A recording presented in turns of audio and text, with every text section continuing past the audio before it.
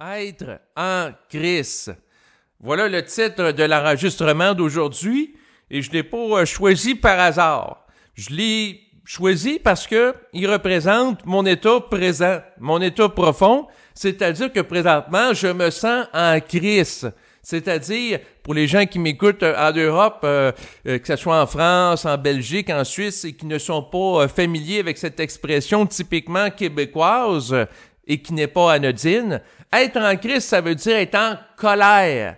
Et lorsqu'on est en colère au niveau supramental, qu'est-ce qui se passe? C'est une montée en vibration. Il y a un feu là à l'intérieur de nous qui s'allume. Et lorsque je dis, ou quelqu'un dit qu'il est en Christ, c'est parce que quelque part, il accède à une conscience christique, une conscience qui est au-delà de l'état de conscience habituel et d'endormissement. Autrement dit, être en Christ, c'est monter en vibration, monter en capacité de mise en puissance dans sa parole pour qu'elle soit capable de traduire la vibration fondamentale de notre être qui nous habite et qui est l'esprit dans son essence pure, Christ de lumière.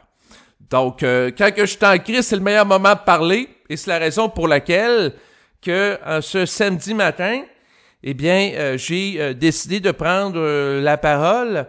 Donc, je suis présentement en Christ. La raison, ce qui a déclenché cet état christique, c'est d'apprendre que le gouvernement du Québec empêche les Québécois de célébrer Noël et de se réunir comme à chaque année.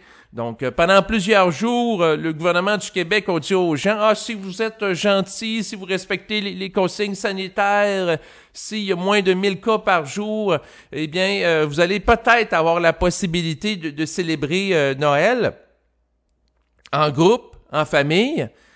Et là, on nous fait miroiter ça avec une notion de contrat social, puis le gouvernement lui-même annule ça. Donc, il crée de l'espoir. Si vous êtes fin, peut-être que vous allez avoir comme cadeau à Noël de pouvoir vous rencontrer pendant plusieurs jours. Et là, il y a des gens qui se créent des attentes. Et par la suite, on annule ça. C'est sûr que pour les gens qui ont vécu ça, moi, ça me met en colère. C'est sûr que, pour être honnête avec vous et être transparent, l'histoire que le gouvernement permettrait aux gens de célébrer Noël, bon, moi, je croyais pas vraiment. J'étais plutôt sceptique. Puis je me suis dit, c'est encore une affaire qu'on va se faire collectivement avoir. On va se faire fourrer, on va se faire manipuler pour nous amener à nous soumettre à des mesures puis de se priver encore plus de contacts sociaux. Puis finalement, il n'y aura rien après. Fait que moi, mon rythme de vie, je l'ai pas changé, là. Lorsqu'on disait faut se priver davantage dans l'espoir de peut-être pouvoir célébrer Noël, ça, j'ai pas embarqué là-dedans. Ce qui me met le plus ce qui me met en crise, c'est pas vraiment ça, parce que ça, je savais que c'est une manipulation, mais ça va peut-être éveiller une conscience christique au sein de plusieurs Québécois qui avaient l'espoir que le gouvernement leur donne la permission, l'autorisation spéciale de célébrer Noël en famille. Donc, peut-être que ça va faire des vocations à un développement de conscience christique au sein de certains Québécois à travers une mise en vibration associée à la colère vécue de par le sentiment d'être trahi par son propre gouvernement. Donc, quelqu'un qui met le gouvernement sur le piédestal, il se sent trahi, à ce moment-là, ça peut l'amener dans un état de colère, de frustration, un état christique, où il va plus s'individualiser puis donner moins d'importance dans sa vie au gouvernement ou croire qu'est-ce qu'il dit.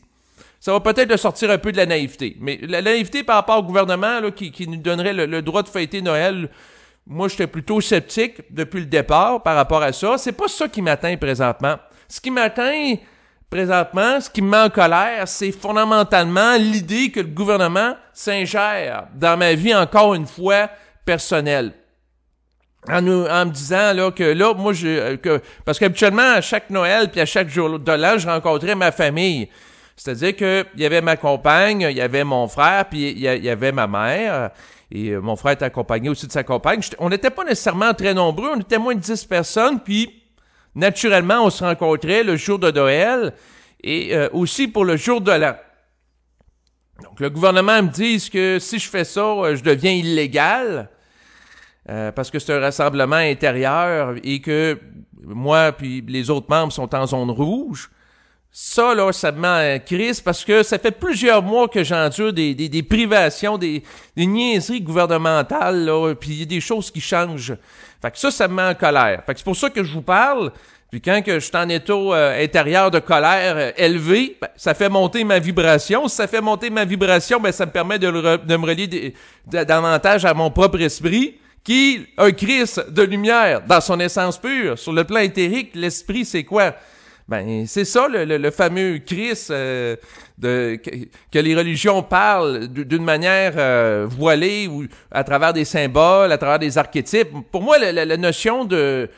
Ben, on va parler de la notion de Jésus, hein? Le but de Noël, c'est fêter la naissance de Jésus.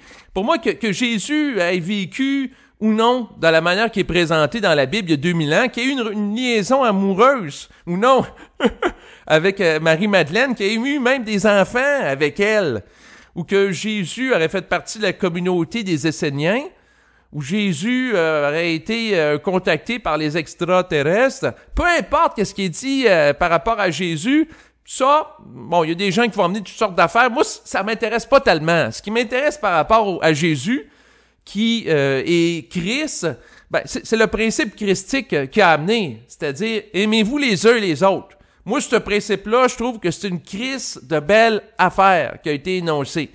Donc, moi, dans le fond, peu importe que Jésus soit un extraterrestre ou qu'il y ait une liaison avec Marie-Madeleine ou toutes sortes de choses qui sont racontées, moi, je passerai pas ma vie à étudier tout ce qui est amené sur Internet, des théories concernant Jésus. Je m'en crisse. Moi, ce qui m'intéresse, c'est l'essence. Donc, que Jésus ait vécu il y a 2000 ans, où Jésus est une création de certains apôtres, moi, je m'en crisse. Par contre, ce que je trouve crissement intelligent, c'est le principe qui a été amené en relation avec Jésus puis le concept de conscience christique qui est « aimez-vous les uns les autres ». Parce que c'est le principe de l'amour de l'homme pour l'homme et par l'homme. Homme ici avec un grand H, dans le sens qui inclut le masculin puis le féminin, naturellement. Donc, c'est un principe de conscience qui va permettre à l'individu de respecter l'autre, de le considérer, de le respecter dans ses besoins. Donc ça, je trouve ça extrêmement intéressant, ce principe-là christique. Et ce que je voulais vous dire aussi, c'est, dans le fond, tout est codé au niveau énergétique. Et les expressions qu'on a, qui peuvent passer comme anodines, comme le langage de pouvoir des Québécois, les fameux jurons, où on va dire, cette petite crise de calice, de tabarnak, de ciboire, que là, je vis de la déception, par exemple. Il y a une puissance énergétique derrière ça. C'est sûr que quelqu'un pourrait dire, putain, bordel de merde. Mais c'est pas pareil. Mais quand quelqu'un dit, moi, je suis en calice, ce petit tabarnak que ça me fait chier, il y a une intensité particulière que je capte qui est là. Bon, c'est sûr que les Européens, vous avez vos jurons, puis c'est correct, mais nous autres, c'est en relation avec le vocabulaire associé à l'Église. Donc, ça crée une opposition énergétique par rapport à la conscience spirituelle de nos ancêtres ou de la religion. Et c'est sûr que, dans le fond, par rapport à ça, c'est un vocabulaire qui déspiritualise. Donc, quelqu'un qui dit « hostie de tabarnak de ciboire », ben, il peut plus mettre l'hostie puis le tabarnak, le ciboire, qui sont associés au mobilier de l'Église, sur un piédestal. Même chose par rapport à la notion de Christ. Donc, si quelqu'un quelqu'un va dire « ah, ben, le petit Christ », ben, pour parler de quelqu'un d'autre, ben, dans le fond, ça dépend comment c'est utilisé, parce que ça peut être utilisé comme adjectif. Parce que Christ, ça peut être positif ou négatif comme adjectif. Tu sais, quelqu'un peut dire Christ, que je suis heureux. La personne est allumée intérieurement, puis elle vibre d'un ton intense de joie. C'est que je suis heureux. Puis la personne peut dire Calisse qui me font chier. Ben là, c'est le contraire, est malheureux. Fait que des fois, le même terme peut être utilisé pour plusieurs choses. Mais le point, c'est que j'ai l'impression que le gouvernement a peut-être atteint un point de bascule pour une partie de la population qui va les amener dans une conscience christique, c'est-à-dire être en Christ. Parce que là, tu prives les gens de liberté depuis le mois de mars, là, tu dis pendant l'été, en plein mois de juillet, à grosse chaleur, vous allez porter le masque à l'intérieur. Ensuite, ils ont empêché les jeunes d'aller à l'école comme avant. Ensuite, ils ont empêché des gens d'être visités dans les résidences de personnes âgées. Fait que là, il y a des choses qui s'accumulent. Puis plus que ça s'accumule, puis plus qu'il y a des possibilités qu'il y ait des gens qui soient en Christ et que le Christ intérieur s'allume, c'est-à-dire qu'ils entrent en contact avec leur propre esprit et que leurs paroles deviennent de feu. que la parole soit porteuse d'une vibration, puis que les gens se réveillent, parce que ça fait des années qu'ils sont soumis au gouvernement, puis le gouvernement dit de faire ça, on va faire ça, le gouvernement dit de faire ça, on va faire ça, puis à un moment donné, tabarnak, il y a des gens qui vont dire c'est fini, je crois plus le gouvernement, je ne suis plus soumis à toutes les croyances qui nous sont amenées dans notre cerveau, surtout que les dictats sont arbitraires, ça s'appuie pas nécessairement sur de la science. Fait que là, il va y avoir un point de bascule à un moment donné qui va être s'atteindre. Je sais pas si ça va être dans le temps des fêtes où des gens en grande quantité vont décider, dans certains cas, de, ne pas aller dans le sens des dictats du gouvernement s'ils n'en ont pas la vibration. Donc, est-ce qu'il y a plein de monde qui vont se mettre à célébrer Noël pareil? On verra bien. On verra bien qu'est-ce qu'ils vont faire. Moi, personnellement, en relation avec ça, parce que là, moi, je suis présentement dans un état de parole, pour ça que je vous parle, puis j'ai décidé de faire cette capsule. Présentement, je suis en crise, je suis en colère. Fait que là, concrètement, qu'est-ce que je fais avec cette énergie-là qui est mobilisée en moi? Ben, j'utilise pour définir clairement c'est quoi mes besoins. Donc, moi, par rapport à rencontrer les membres de ma famille, puis de leur faire une proposition, des voir, peu importe ce que dit le gouvernement, j'ai à voir, est-ce que c'est intelligent? Donc, de le faire. Et c'est sûr que j'ai à voir aussi c'est quoi qui mobilise. C'est sûr que si quelqu'un a la vibration de rencontrer des gens, puis c'est une vibration qui est réelle, puis sent pas qu'il met sa vie en danger ou celle des autres, c'est une chose. Moi, j'ai ma réponse intérieurement par rapport à ça. Et là, c'est sûr que de plus en plus, Facebook, YouTube sont censurés, fait que je vais être intelligent, je donnerai pas ma réponse. Mais vibratoirement, là, ma volonté est claire à l'égard des gens de ma famille, puis moi, je vais leur faire des propositions qui vont dans le sens de ce que je capte de qu'est-ce qui est intelligent de faire. Donc, les gens, par contre, je vous ramène à vous-même. Moi, j'ai mes propres réponses. Je vous dirai pas quoi faire, mais posez-vous la question, est-ce que c'est intelligent de vous empêcher de vivre en relation avec ce que dit le gouvernement? Est-ce que vous avez la vibration pour ça? Donc, regardez. Puis regardez c'est quoi vos besoins aussi. Donc, moi, c'est sûr, ça fait plusieurs semaines, comme tu dis, il faut que tu te prives, puis mes activités, quand même, dans le fond, en lien avec les dernières semaines, sont réduites parce qu'habituellement, j'allais m'entraîner en salle. Puis ça me contrerie qu'on m'empêche de faire ça. Puis curieusement, pendant ce temps-là, le gouvernement, inquiétez-vous pas pour la vente d'alcool, la marijuana, ça, là, c'est pas fermé. Mais l'activité physique, c'est fermé. Puis il y a d'autres choses aussi qui sont fermées, qui peut être favorable pour la santé, dans le mental des individus. Bon, j'ai même pas besoin d'en chercher d'autres. On veut empêcher les gens de se réunir à Noël, même en petits groupes. Là, je parle pas de rencontres de 50 personnes, même une rencontre de 10 personnes. Ben non, ils veulent pas. Ben Chris, moi, ce que je fais, c'est intéressant. C'est de regarder comment que je vibre par rapport à ça pour me définir vibratoirement. Parce que là, on essaye, François Legault a dit aux gens publiquement, il a dit, ben là, si vous vous réunissez puis il y a quelqu'un qui meurt, ça va être de votre faute pour vous culpabiliser. Faut se poser la question, la personne qui se réunit avec une autre personne, est-ce qu'elle a vraiment l'intention de tuer, surtout si c'est un membre de la famille proche? Mettons un garçon qui va voir sa mère parce qu'ils habitent pas ensemble. Donc, si moi, par exemple, je vais voir ma mère pareil, puis j'habite pas avec elle, est-ce que vous pensez sincèrement que mon intention, en allant la voir, c'est de la tuer en la contaminant d'un virus? Voyons donc.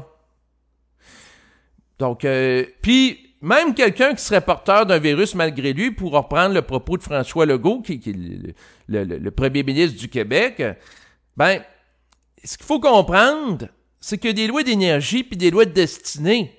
Donc, quelqu'un qui, si son esprit, là, son Christ intérieur, son double, lui dit pas qu'il est porteur du coronavirus, puis l'autre meurt, ben, ça s'inscrit dans une destinée, tout est marqué. Et les virus, comme les accidents d'automobile, comme les attentats terroristes, pour moi, il n'y a rien d'hasardeux. Dans l'univers, il n'y a pas d'hasard.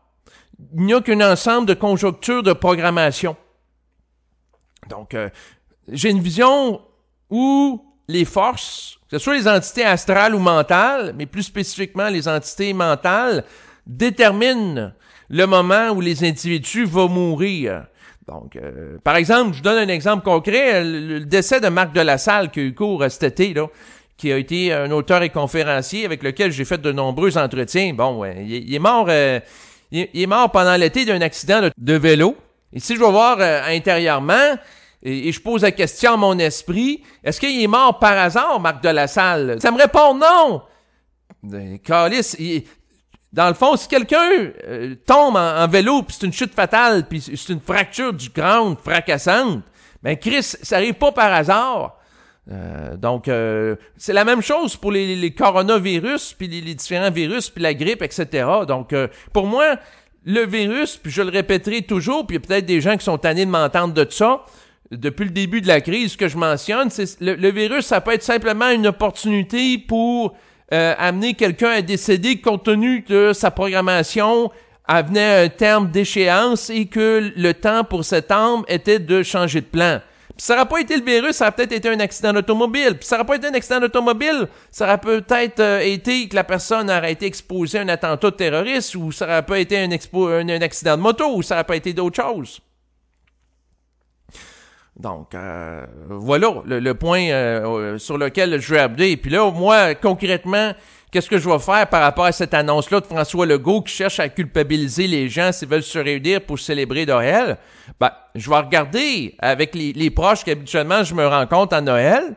Je commençais avec ma compagne, je vais regarder avec ma mère, mon frère, puis bon, la compagne aussi, mon frère, habituellement on se réunissait. Vous là, fondamentalement, intérieurement là, qu'est-ce que vous voulez pour le temps des fêtes? Est-ce que vous voulez suivre la directive de François Legault puis on se voit pas? Ou vous voulez célébrer Noël pareil? Moi, j'ai ma réponse puis elle est claire. Mais là, je veux pas vous influencer. Je vous la dirai pas. Je vais regarder avec eux. Puis qu'est-ce qu'ils sont à l'aise? Puis moi, j'ai regardé aussi qu'est-ce que je suis à l'aise. Puis qu'est-ce qu'ils sont à l'aise. Puis c'est dans le respect mutuel. Donc, tu sais, il y a plusieurs façons d'aborder un problème. Il y a la façon de soumettre aux règles du gouvernement, puis d'une manière aveugle, mais il peut y avoir aussi l'utilisation d'un discernement individualisé. Donc, puis évaluer vibratoirement, intérieurement, qu'est-ce que ça nous dit? Moi, c'est sûr que, dans le fond, présentement, j'ai la vibration par rapport à me positionner d'une manière particulière à l'égard de célébrer le temps des fêtes. Mais c'est sûr que tout ça, sur le plan vibratoire, peut changer sans préavis. Donc, c'est sûr que ce qui peut faire interférence par rapport à ça, c'est sûr que si le matin du jour de Noël, je tombe malade puis j'ai la grippe, je n'irai pas rencontrer les gens de mon environnement. Donc, si j'ai pas la vibration pour ça, je suis capable de faire preuve de jugement.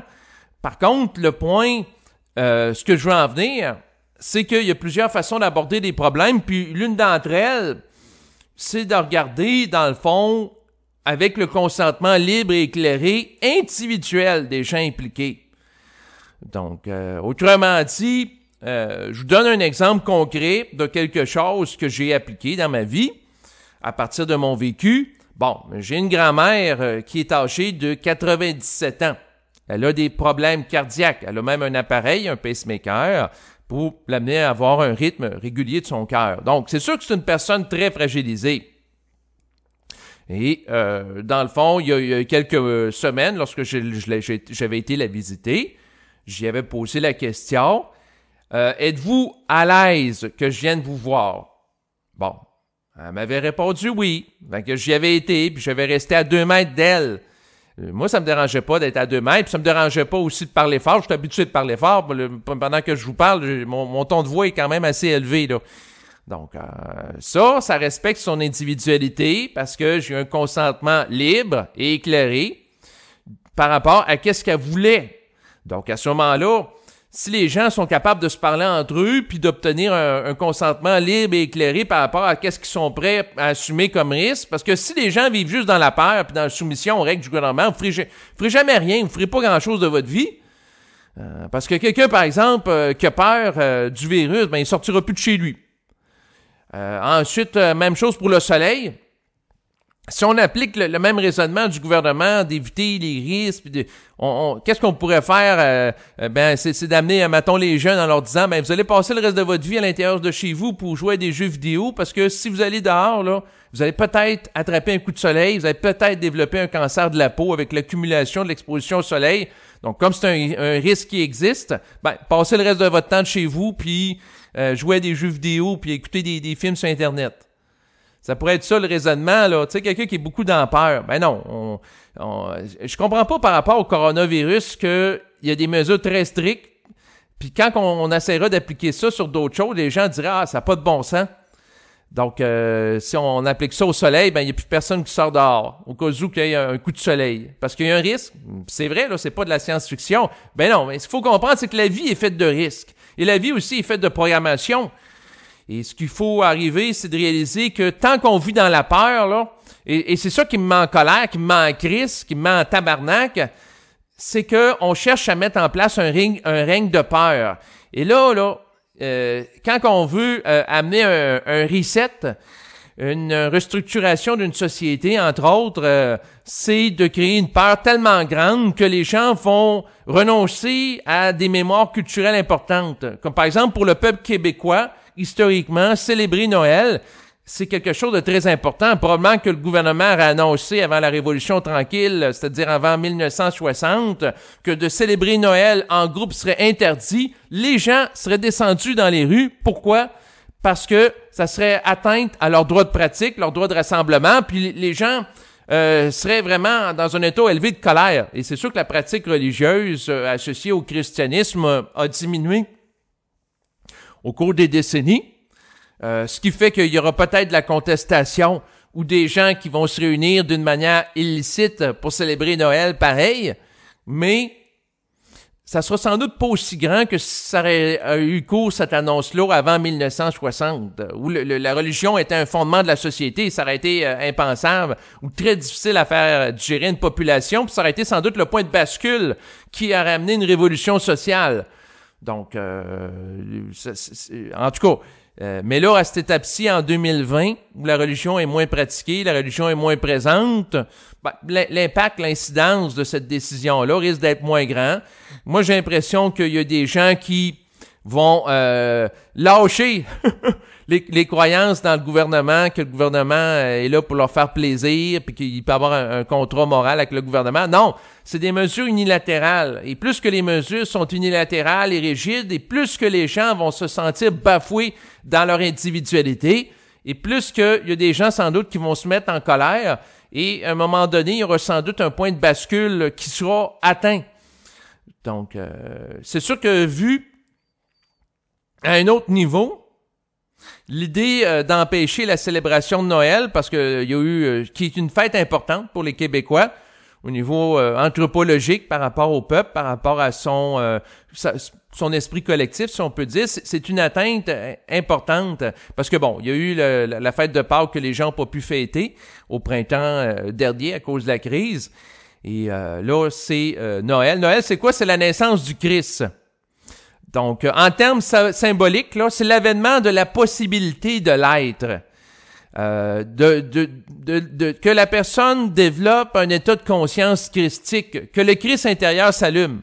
Et le Christ intérieur, eh bien, il peut s'allumer à tout moment de l'année lorsque la personne monte dans un état de colère vibratoire. Ça, je peux vous le dire. Et donc, puis là, les gens parviennent à un état de conscience christique, c'est-à-dire un état de conscience qui est de nature multidimensionnelle. Dans un sens, on peut dire qu'être en Christ, c'est synonyme d'être dans un état de conscience supramental, parce que l'état de conscience supramental est associé à une contestation de tout ce qui empêche l'individu de respirer, d'être épanoui, tout ce qui l'étouffe. Donc, c'est un état qui donne accès à l'individu à un état énergétique renouvelé. Donc, qui le sort de l'inertie, de la léthargie. Donc, l'état christique, c'est ce qui électrifie l'individu, ce qui fait que sa parole devient lumière et avec une réverbération occulte, c'est-à-dire qu'elle change l'éther. Donc, quelqu'un qui est en crise, qui est en colère, qui est dans un état de contestation, par exemple, à l'égard de l'esprit, des plans de la lumière, qui mettent en place l'agenda collectif dans lequel se trouve le gouvernement qui est un pion, qui est manipulé par des forces qui l'échappent, qui annoncent des mesures très strictes, eh bien, ça peut être l'occasion de monter en opposition puis dans son rapport de force à l'égard des êtres sur le plan éthérique qui régissent les destinées des nations et qui influencent les individus sur Terre en s'appuyant sur le principe que la pensée vient d'ailleurs. Donc, autrement dit, la pensée, par exemple, astralisée, la peur d'avoir peur que j'appelle. Donc, au cas où il y a de la contamination pendant le temps des fêtes, ben il y en a des gens qui veulent empêcher ça, mais ils n'ont pas la compréhension qu'à quelque part, que tout est marqué.